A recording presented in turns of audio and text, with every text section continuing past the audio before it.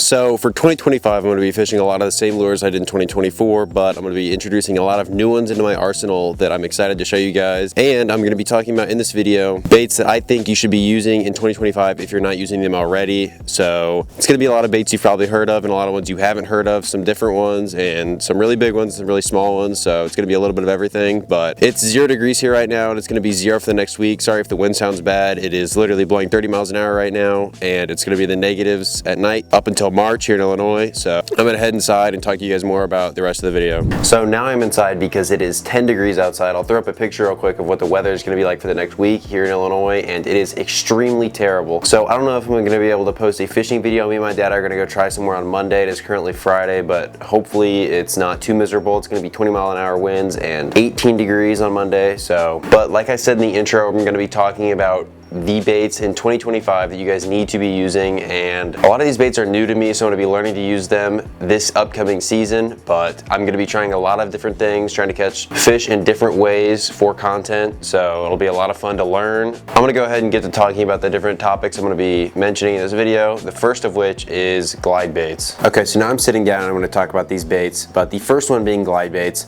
The first lure I'm going to talk about, a lot of you guys who watch my videos know what that is going to be, and that is going to be the Throwback Baits Metro Glide. Now, I'm not sponsored by them, but this is the best glide ever. I absolutely love this thing. I've caught probably 150 fish on this one right here, which is absolutely destroyed. It's beat up like crazy. This is a smaller 7-inch choppy glide, and this thing, literally using it around docks, laydowns, grass mats, it's just amazing. It just catches fish, and it catches big ones. But if you guys really want to get into it and catch numbers, this is the one to go. It just catches so many fish. But there's a ton of other glides other than the Metro Glide out there that I really like these, which are DRTs, the Tiny Clash and the Clash 9. This Tiny Clash here, I hooked an absolute freak giant on and it got off, unfortunately, but it would have been my biggest bass ever probably.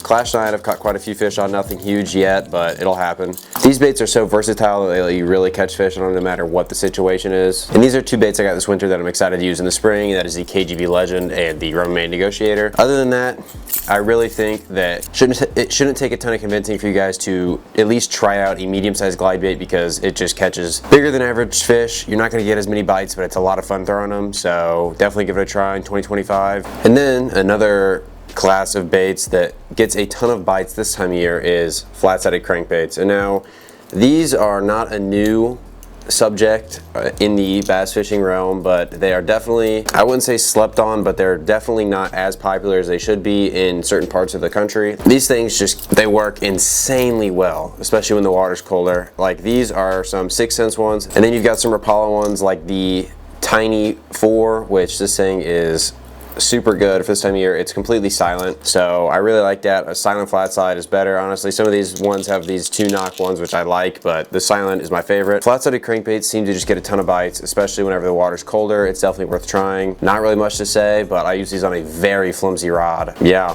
fish them shallow, fish them deep. You've got other baits like the Rapala DT6, which are not technically a flat side, but they're not really round either. It's almost like a hybrid, but these don't have a super wide wobble, so they're still, I would say, in that class of a flat side, but they're definitely worth trying if you guys haven't tried them. And then coming up to the third topic I'm going to talk about in this video, that is just something different. Now, these fish, they've seen literally everything. So you got to imagine that every bass has probably seen a Senko by now. They've seen a spinnerbait, they've seen everything. And now, for me, this worked really well in some of the ponds this fall, is throwing literally anything just different. This is a 3.8 and a 5.8 bellows gill.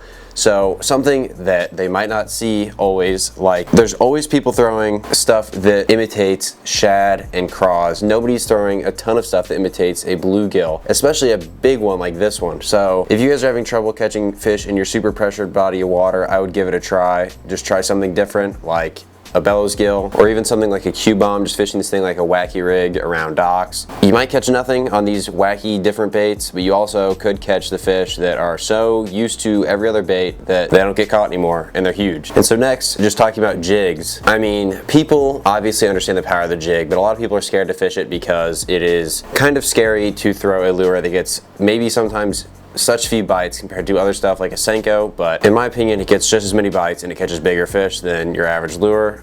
And then you've got ones like this tiny little Kitech jig where you can put almost a Ned rig sized trailer on the back and fish it in the colder months and have super good success. And then there's different ones like this Underspin bladed swim jig from Megabass that I've heard great things about, so I picked one up to use in the spring because I know a lake where the fish absolutely love swim jigs.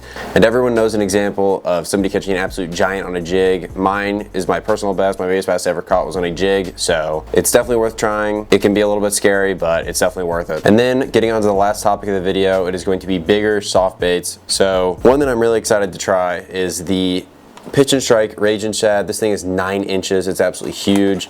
It's literally gigantic. It's a giant boot tail. It's basically a gigantic mag draft. This is a 10 or a 12-aught hook in there. Yeah, I'm gonna fish this around docks like a mag draft. And then another one that you saw slower on the bottom that I'm excited to learn to use, that I've only caught a few fish on this fall, is the Citizen. I've got the 6 and the 7-inch version, but I've only caught fish in the 6 because I got them pretty late in the year when it's very cold. So these can also be scarier to throw, but the reason I'm putting them in this video and saying to just throw them is because I had absolutely zero experience with throwing these soft swim baits until this summer of 2024, last summer. And this is a 7-inch Zal Dangerous swim bait, which is basically just a line through mag draft, and I literally caught 25 fish on this in one day, and that got me hooked on using soft baits. And since then I've been trying to learn as much as I can, and it's definitely worth it. That is going to be it for today's video. The weather is absolutely atrocious here in Illinois, so hopefully the spring weather can come in soon. I know it's going to be in the 40s in March, which is way warmer than 10, which it is out right now. So fishing videos will resume soon. Probably going to be a few talking videos like this until it warms up again. But thanks for sticking around to the end. Don't forget to like and subscribe, and thank you for watching.